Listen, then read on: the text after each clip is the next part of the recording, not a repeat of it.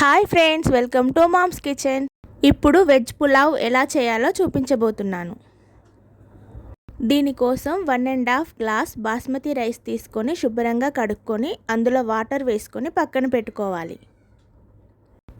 దీనికోసం ఆలుగడ్డ, టమాటా, పచ్చిమిర్చి, క్యారెట్, పుదీనా, కరివేపాకు వీటిని కట్ చేసుకొని మిల్ మేకర్ నానబెట్టుకోవాలి. స్టవ్ ఆన్ చేసుకొని కుక్కర్ పెట్టుకొని అందులో 1 స్పూన్ నెయ్యి వేసుకొని హోల్ గరం మసాలా దినుసులు వేయించుకోవాలి. పచ్చిమిర్చి, మనం కట్ చేసి పెట్టుకున్న వెజిటేబుల్స్ అన్నీ వేసుకొని కలుపుకోవాలి.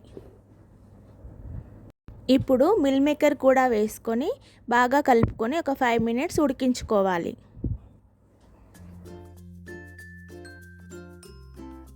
ఈ వెజిటేబుల్స్ 5 మినిట్స్ ఉడికిన తర్వాత దీంట్లోకి 1 స్పూన్ అల్లం వెల్లుల్లి పేస్ట్, 1 స్పూన్ ధనియాల పొడి వేసుకొని కలుపుకోవాలి.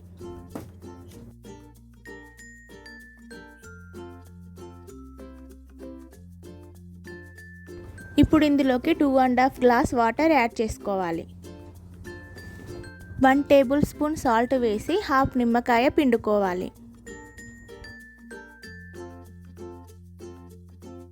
వాటర్ మరుగుతున్నాయి కదా, ఇప్పుడు ఇందులోకి ఇందాక నానబెట్టుకున్న రైస్ వేసుకొని కలుపుకొని కుక్కర్ మూత పెట్టుకొని 2 విజిల్స్ వచ్చేంత వరకు ఉడికించుకోవాలి.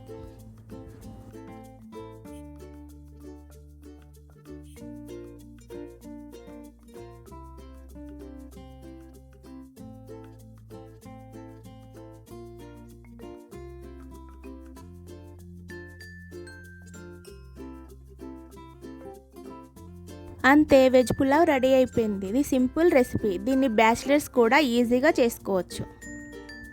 Like, share and subscribe.